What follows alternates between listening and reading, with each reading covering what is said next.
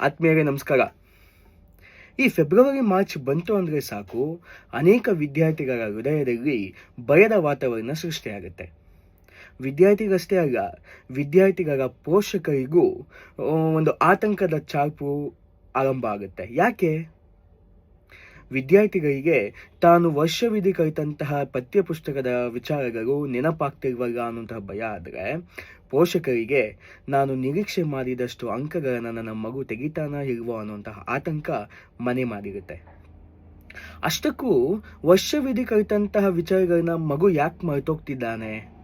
ಯಾಕೆ ಅಂದರೆ, ಆ ಮಗುವಿನ ಕಲಿಕಾ ಸಾಮರ್ಥ್ಯದ ಬಗ್ಗೆ ನಮಗೆ ಅರಿವೇ ಇಲ್ಲದೆ ಅಪಾರವಾದ ಜ್ಞಾನವನ್ನು ತುಂಬುವಂತಹ ಕೆಲಸವನ್ನು ಮಾಡ್ತಿದ್ದೀವಿ. ಅದಕ್ಕೆ ನೀವು ಜ್ಞಾನವನ್ನು ನೀರು ಅಂತ ಭಾವಿಸಿದರೆ, ನೀರನ್ನು ತುಂಬುವ ಮತ್ತು ತುಂಬಿಸಿಕೊಂಡ ನೀರನ್ನು ದೀರ್ಘಕಾಲವಾಗಿ ಕಾಪಾಡಿಕೊಳ್ಳೋದಕ್ಕೆ ಬೇಕಾಗಿರುವಂಥದ್ದು ಶುದ್ಧವಾದಂತಹ ಮತ್ತು ಚೆನ್ನಾಗಿರುವಂಥ ಪಾತ್ರೆ. ಆ ಪಾತ್ರೆನೇ ಚೆನ್ನಾಗಿಲ್ಲ, ತೂತಾಗಿದೆ ಅಂದರೆ, ಎಷ್ಟೇ ಸಮೃದ್ಧವಾದಂತಹ ನೀರನ್ನು ನೀವು ಆ ಮಡಿಕೆಯಲ್ಲಿ ತುಂಬಿಸಿದ್ರೂ ಅದು ತೂತಿನಿಂದ ಸೋರಿಕೆ ಆಗೋಗುತ್ತೆ. ನಿಮ್ಗೆ ಇನ್ನೂ ಚೆನ್ನಾಗಿ ಅರ್ಥ ಆಗೋ ಥರ ನಾನು ಎಕ್ಸ್ಪ್ಲೇನ್ ಮಾಡೋದಾದರೆ ನೋಡಿ, ಇದು ಮಗುವಿನ ಮೆದುಳು ಅಂತ ನಾವು ಭಾವಿಸೋಣ.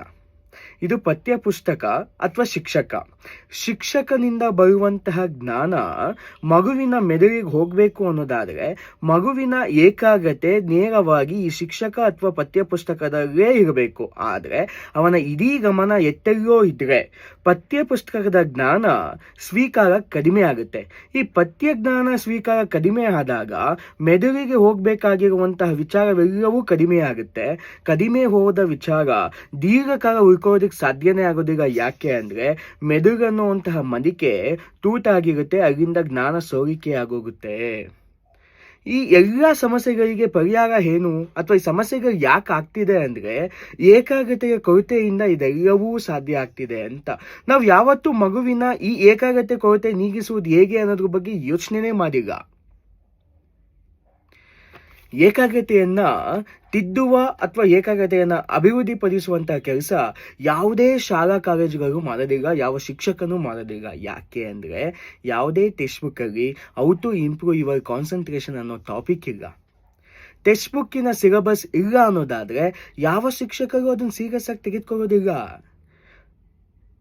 ಮತ್ಯಾರು ಮಾಡಬೇಕಾಗಿದೆ ಈ ಕೆಲಸ ಅಂದರೆ, ಮಕ್ಕಳ ಯಶಸ್ಸನ್ನು ಬಯಸ್ತಿರುವಂತಹ ಪೋಷಕರೇ ಈ ಕೆಲಸವನ್ನು ಮಾಡಬೇಕು. ಹೌದು, ವಿಶೇಷವಾಗಿ ತಾಯಿ ತಲೆ ತಿದ್ದುವ ಕೆಲಸವನ್ನು ಮಾಡಬೇಕು. ತಾಯಿ ತಲೆಯನ್ನು ತಿದ್ದುವಂತಹ ಕೆಲಸ ಮಾಡಿದರೆ, ಶಿಕ್ಷಕ ಆ ತಲೆಗೆ ಜ್ಞಾನ ತುಂಬುವಂತಹ ಕೆಲಸವನ್ನು ಮಾಡ್ತಾನೆ. ಈ ಜ್ಞಾನ ತುಂಬೋದು ಹೇಗೆ? ಜ್ಞಾನ ತುಂಬುವುದಕ್ಕಿಂತ ಮುಂಚೆ ತಲೆ ತಿದ್ದುವ ಕೆಲಸದ ಬಗ್ಗೆ ಮಾತಾಡಬೇಕು. ತಲೆ ತಿದ್ದೋದಾದ್ರೆ ಏನು? ಅವನಿಗೆ ಬೇಕಾಗಿರುವ ಯಾವ ಕಲಿಕೆಯನ್ನು ಅವನು ಬೇಕು ಅಂತ ಭಾವಿಸ್ತಿದ್ದಾನೋ, ಹಸಿವೇ ಇಲ್ಲದ ವ್ಯಕ್ತಿಗೆ ನೀವು ಮುಷ್ಟಾಂಗ ಭೋಜನವನ್ನು ಕೊಟ್ಟರು ಅವನು ಬೇಡ ಅಂತಲೇ ಹೇಳ್ತಾನೆ. ಫಸ್ಟು ನಾವು ಜ್ಞಾನವನ್ನು ಕಲಿಸುವುದಕ್ಕಿಂತ ಮೊದಲು ಜ್ಞಾನ ಸ್ವೀಕಾರಕ್ಕೆ ಬೇಕಾಗಿರುವ ಸಾಮರ್ಥ್ಯವನ್ನು ಆ ಮಗುವಿಗೆ ದಕ್ಕಿಸಿಕೊಡಬೇಕು. ಅದಕ್ಕೆ ಬೇಕಾಗಿರೋದು ಬಹುಮುಖ್ಯವಾಗಿ ಏಕಾಗ್ರತೆ.